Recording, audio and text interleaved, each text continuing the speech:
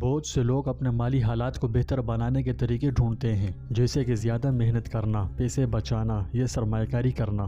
لیکن کیا آپ جانتے ہیں کہ سب سے زیادہ طاقتور اور شاید اکثر نظر انداز کیے جانے والے طریقوں میں سے ایک روحانی طریقہ استغفار ہے؟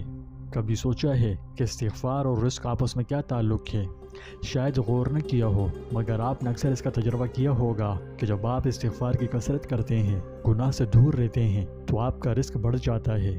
رزق سے مراد ضروری نہیں کہ پیسہ ہی لیا جائے، بلکہ رزق کے معنی بہت گہرے ہیں۔ اس میں انسان کی ہر وہ بنیادی ضرورت کی چیز آ جاتی ہے جس کی زندگی گزارنے میں ضرورت ہو سکتی ہے، جیسے کہ صحت، تندرستی، علم اور بہبود۔ استغفار کرنے سے ان برکتوں میں اضافہ ہوتا ہے۔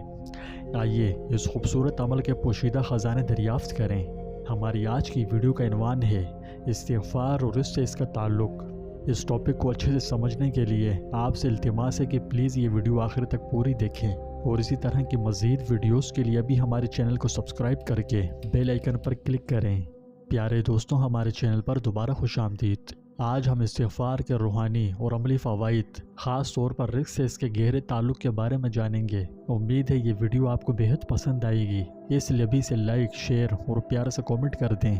پیارے دوستوں، استغفار اور رزق کا آپسی تعلق بہت گہرا ہے۔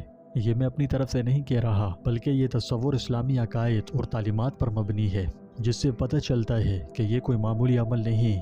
اسلام میں اس کی ایک گہری اور اہم روحانی اہمیت ہے، جہاں ایک شخص اپنے گناہوں اور کوتاہیوں کے لیے اللہ سبحانہ و تعالی سے معافی مانگتا ہے۔ یہ دل کو صاف کرنے، اللہ کے ساتھ اپنے تعلق کی تجدید کرنے اور اس کی نعمتوں کے حصول کی راہ میں حائل رکاوٹوں کو دور کر دیتا ہے۔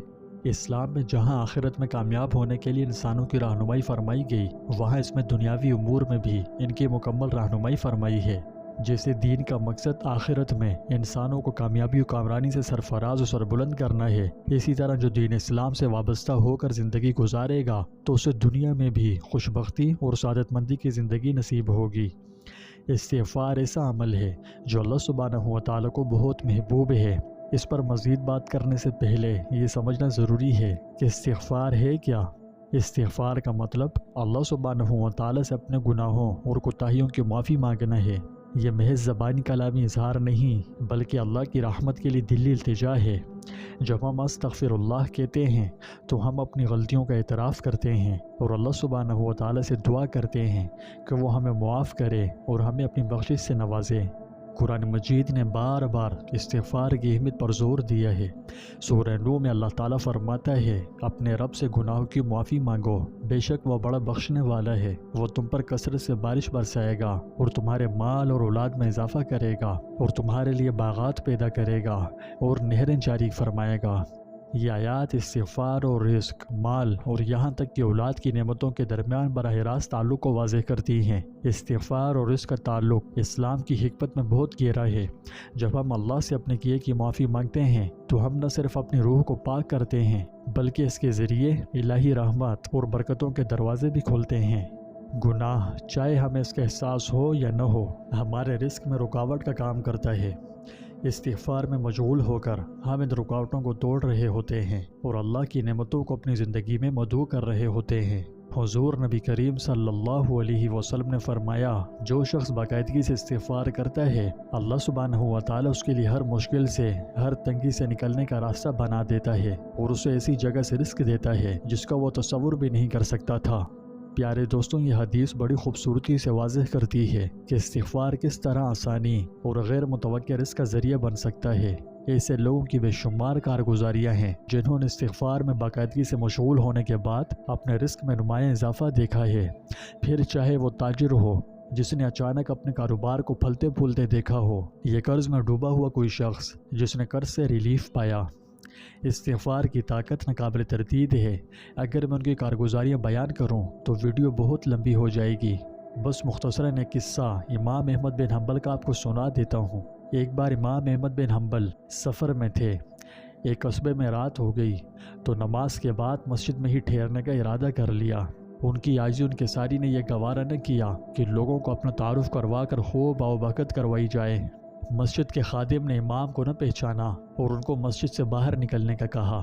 امام نے سوچا کہ مسجد کے دروازے پر سو جاتا ہوں، لیکن خادم نے وہاں سے بھی کھینچ کر نکالنا چاہا۔ یہ تمام منظر ایک نان بھائی نے دیکھ لیا جو مسجد کے قریب ہی تھا۔ اس نان بھائی نے امام صاحب کو اپنے گھر رات ٹھہرنے کی پیشکش کر دی، جبکہ وہ امام کو جانتا بھی نہیں تھا۔